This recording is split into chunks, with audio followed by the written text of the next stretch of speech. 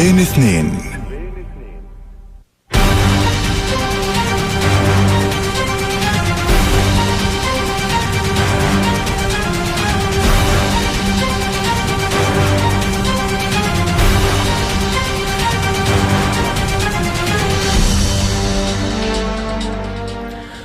حياكم الله معنا في هذا الجزء من الحلقة. استفتاءنا اليوم عبر هاشتاج البرنامج هاشتاج بين اثنين: هل ترى بأن تأجيل مؤتمر إعلان بطولات الأندية السعودية يصب في مصلحة المنتخب؟ 1 في مصلحة المنتخب، 2 لا يوجد تأثير. طبعا أعطيكم فكرة عن النتائج إلى الآن: 40% يرون في مصلحة المنتخب و60% لا يوجد تأثير. الآن ينضم لنا الأستاذ والمهندس حاتم باعشن، المكلف بإدارة مجلس أو مكلف بإدارة نادي الاتحاد في هذه المرحلة. أستاذ حاتم، مساء الخير. مساء النور والسرور. الله أولا نقدم لك تعازينا في وفاة الأستاذ أحمد مسعود رحمة الله عليه. جزاك الله الخير، والله يرحمه ويغفر له يا رب وينزله منازل الصالحين الشهداء يا رب. نعم، طبعا أستاذ حاتم أنت تعتبر شريك للأستاذ أحمد مسعود في العمل السابق، وتعرف بالضبط النجاحات اللي حققها الأستاذ أحمد مسعود رحمة الله عليه في هذه الأشهر القليلة، وإغلاقه لملفات ضخمة وكبيرة يعني كانت مفاجأة بالنسبة للجميع. وهذا الرجل يعني أعتقد أنه أحرج الكثير والكثير، لكن نتمنى يعني أنه يكون في استمرارية لهذا العمل، ونتمنى إن شاء الله أن يكون أنت أستاذ حاتم جاهز لهذه المرحلة الحساسة. إن شاء الله. وأولا وأخيرا المرحوم بإذن الله هو أستاذي وصديق عمر في الحقيقة، وأنا يعني فقداني يعني مأثر فيه إلى الآن، وإلى الآن يمكن ما فقت من هول الصدمة اللي أنا عايشها إلى الآن، لكن الله يرحمه ويغفر له.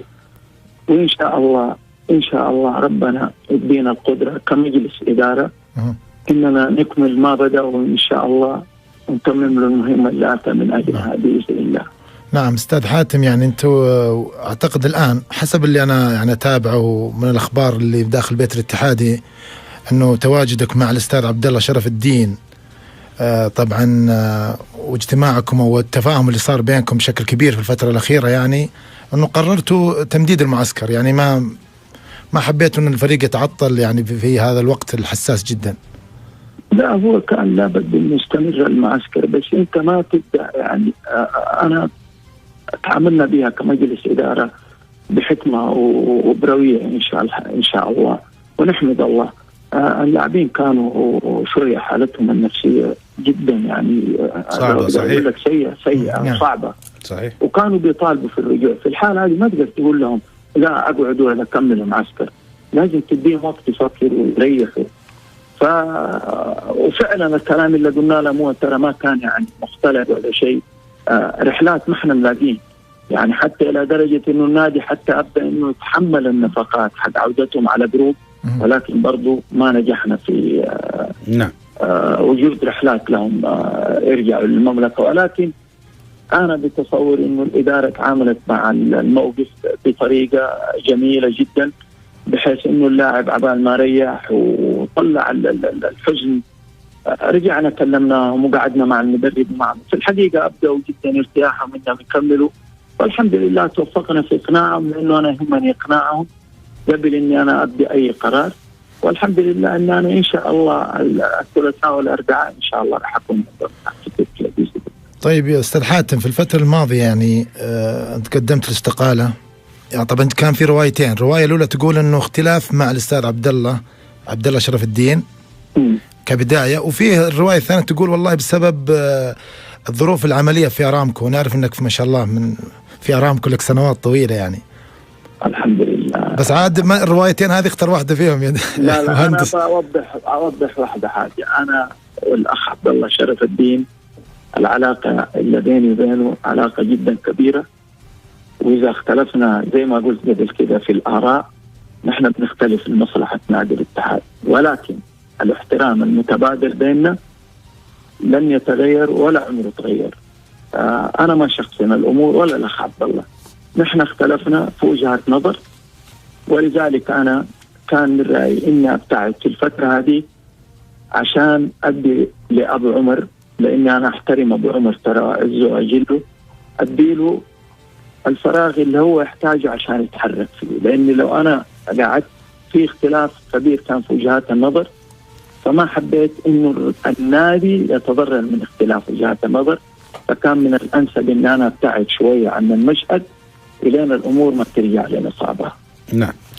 هذا كل الأمور ما فيه. والأخ عبد الله ترى اليوم كان عندي على فكرة، يعني ما بيني وبينه أي شيء. نعم، هذه تحصل في العمل مثل ما تفضلت أستاذ حاتم، لكن يعني خليني أقول لك الجماهير الاتحادية قلقة على مستقبل هذا الفريق بعد رحيل الأستاذ أحمد مسعود، وش ممكن تقول لهم؟ والله يا أخي أنا أول شيء ما ألومهم في قلقهم، لأنه الشيء اللي سواه الراحل المغفور له بإذن الله الأستاذ أحمد مسعود سوى أشياء جدا كثيرة في شهرين، حتى نحن في مجلس الإدارة رغم أنه شاركناه في العمل ده مذهولين من الأشياء اللي حصلت، ولكن أحب أطمن الجمهور نحن دائما اتكالنا على الله، والله سبحانه وتعالى ما يخيب عبد قريب منه، وإن شاء الله نكمل الشيء اللي هو بدأه، وإن شاء الله نرد له شيء من الجميل الذي لا يذكر بالنسبة للأشياء اللي سواها. نعم.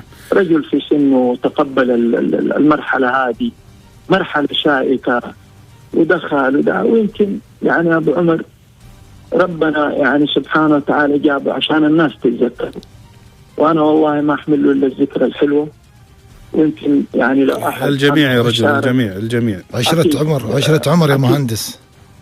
أكيد ولو حضرت أمس العزاء يعني كان شفته قد ايه محبته، الناس بديت تحبه، وهذول شهود له في الأرض إن شاء الله يا رب. يا رب، اللهم أحسن خاتمتنا جميعا إن شاء الله. الحمد لله. طيب يا سيدي، أنا شاكر لكم ومقدر، بس عندي سؤال أخير اللي هو عن فهد الأنصاري.